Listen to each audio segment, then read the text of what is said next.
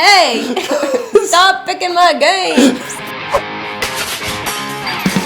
What's happening, party people? Welcome to Punchboard Party. My name is Daniel. And I'm Sarah. And we are doing another video today. We love doing our Sarah and Daniel videos. Today we are going to be letting Sarah react to my top 10 board games of all time. I'm feeling a lot of pressure, I'll be honest.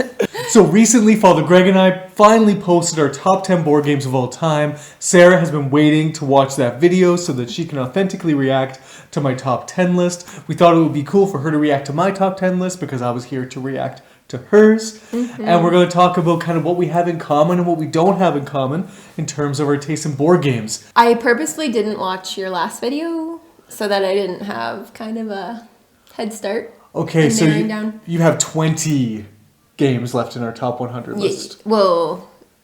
I don't diligently watch every video. Okay. Yeah, I watch most of some of them. So we basically just want to get right into this. We've talked a lot about these games in previous videos, so I'm just going to kind of name the game, let Sarah react. I might make a comment or two, but we're just going to kind of go right through this and just have a good time. So comment down below about what you think about these choices and what your favorite games are. True or false? Did Camelot make it to your top 10? Of course not. Okay, my 10th favorite board game of all time ended up being Tiny Towns. Okay. Disclosure, this is the only sneak peek I got of your list. You peeked at my list? No, not intentionally. We were really trying hard to, like, when Daniel was editing his video, like, la la la la la la la. Anyway, I did know Tiny Towns was on your list. Totally approve. It made my top 10. Also, high five. I think it was my number 5. Yeah. Yeah, so it's a good game. We like it. You don't want to say anything else about it? Or No. Sarah recently had a really rough play of Tiny Towns, and then a couple days later we played it with some more friends and kind of allowed Sarah to redeem herself. Yeah. So for a few days I was questioning whether it would stay on my list or in our collection. A score of -2 will do that for you. It's a long story. We don't need to get into it. My number 9 is Shadows over Camelot. No way. Yes. What? Yeah, it's basically your list. Just kind of, moved over. Huh. Yeah. Okay. Cool. Well, this game has lots of sentimental value. Yeah, we kind of brought a lot of people together around this game. It just has lots of... I remember playing Shadows over Camelot with you, but there was this couple that we were playing with that we didn't really know very well, and they insisted on pretending to be the traitor no matter what. They weren't the traitor, but they kept on, making it seem like they were, kind of taunting us. And it was just their way of having fun, but it was really distracting and hard to get around. Borderline frustrating. I thought that was a great experience. Ultimately, it was for sure. Yeah. For sure, really fun. Yeah, it was a unique experience that ended up being fun as well. That's so funny because I was surprised that Shadows made my top 10 list in a good way. I just I don't think of it that often until I was doing the list, so that's really fun. Right. Glad it made yours too. Oh, Shadows. My number 8 was Bora Bora. Okay. Yeah. You are copying my list. I'm not copying how I feel about this. Okay. Yeah, Bora Bora did not make... We play games together. I don't know. Yeah. Yeah, Bora Bora did not make my top 10, but it got honorable mention because it was on my short list. That's really fun. I haven't played it in a long time, but I really enjoyed it. Yeah, talking about Bora Bora with Father Greg and putting the images together for the video, I was really wanting to get this back to the table. Okay, we're 3 for 3. I'm in shock. If you can't tell, does your honorable mention count as 3 for 3? Yeah, okay. Sure. Okay, my number 7 was Dogs of War. Okay, yeah. That's fun. So I knew you loved this game from a long time ago, but then we recently played it a few times. Actually, you had a crummy playthrough of it. I did. Yeah. I did, certainly. But yeah, basically I'm not surprised because I knew you loved it and yeah, we all had a lot of fun replaying it. Yeah, recently, in the last year or so, I've probably played it 3 or 4 times. And 2 or 3 of those plays were really good and where all of the different factors that come to play in this game, the worker placement, area control, the tactics cards, they all just kind of came to a head. The last game I played... We got our butts kicked. Got our butts kicked. Yeah, And that was that's why I partially love it. my fault because I could have prevented a crushing defeat. Oh, But I didn't think it was worth it because I wanted to get a couple victory points for myself. And then it ended up changing the end game scoring. Wait. Before we switch, you have to do Dogs of War. May your hammer be mighty. My 6 was Rajas of the Ganges. No way. Wait. That's really high for your list. I'm honored. I'm really shocked how many of the games I like. I was But worried. do these picks surprise you though? Like, do these seem like they shouldn't be? Yeah, in my Rajas top? does a little bit. I do Yes, you are not terribly. good at it. Yeah, I wouldn't be surprised if Rajas was in your top 20 or 30, but top 10, that's a big deal. There's a lot going on for this game. Like basically, this game is this high because it just does everything right. And if you can play it well, all those things come to life. Recently, I haven't had a play of it that's reflected its full potential for me, but I see it for other people. But I keep this on my list right now just to say that you don't have to win to enjoy a game or for it to be on your favorite games. Yeah, fair enough. I'm really surprised by your list so far. I feel like it's like tailor-made to me.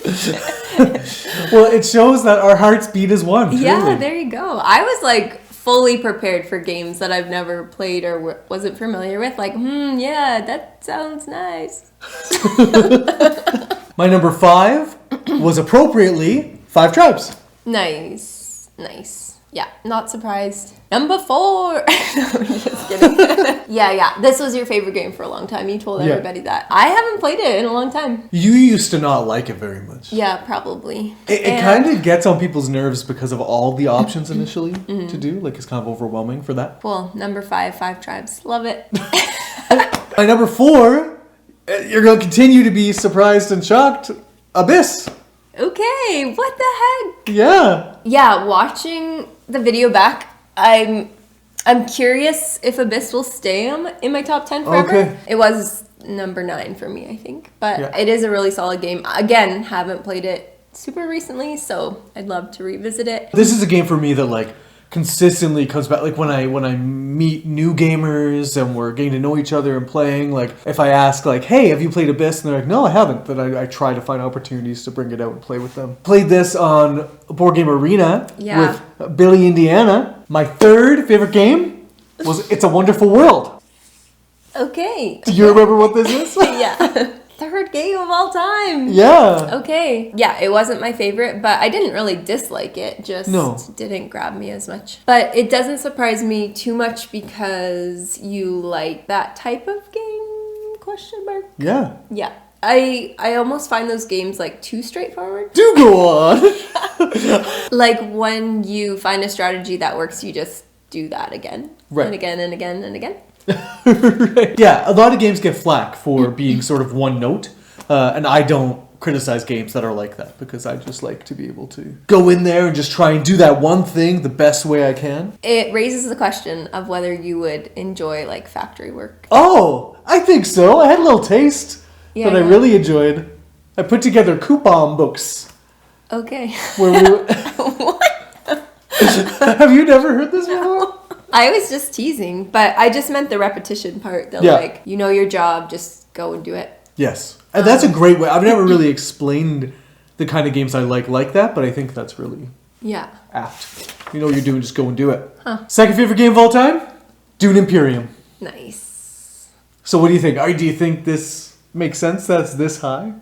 Number Dune? 2. Yeah, you love Dune. Yeah. When I was first introduced to Dune, I like couldn't stop making jokes about how hard it was and like how miserable it was. Why would anybody want to play this game?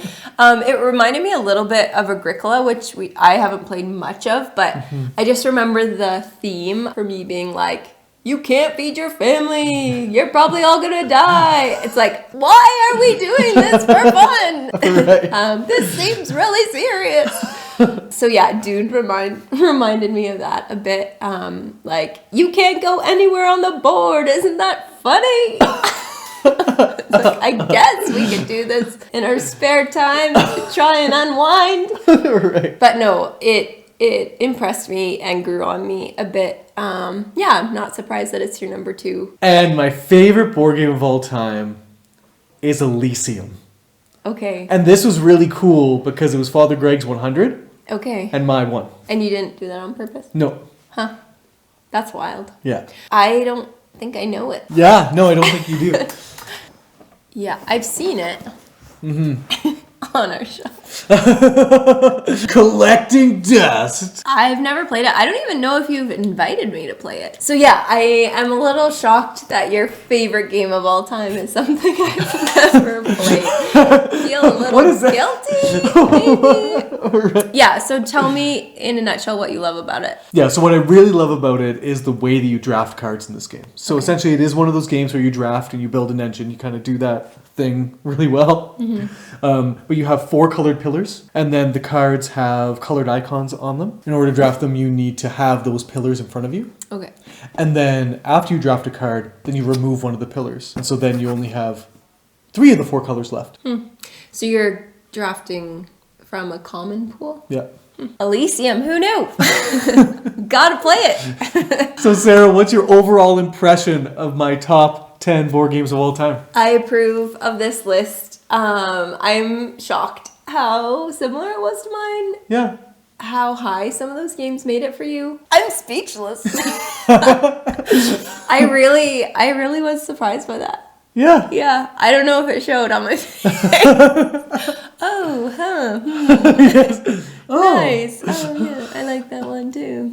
So. All right, party people. That was Sarah's reaction to my top 10 board games of all time. We're going to be coming back at you with some more content over the next few weeks. Let us know down below what you're curious about. We're finished our top 100 board games of all time. Sarah and I have done a few videos together. Now we kind of have a blank slate of where we're moving forward. Father Greg and I have an idea, but we'd love to hear from you about what sort of things you'd like us to look into or review or talk about. We like doing the top 10 list thing, so if you have a top 10 list idea, please let us know. Subscribe to the channel, like the video, share the video, all that good stuff. And until next time, party people, Have the best day.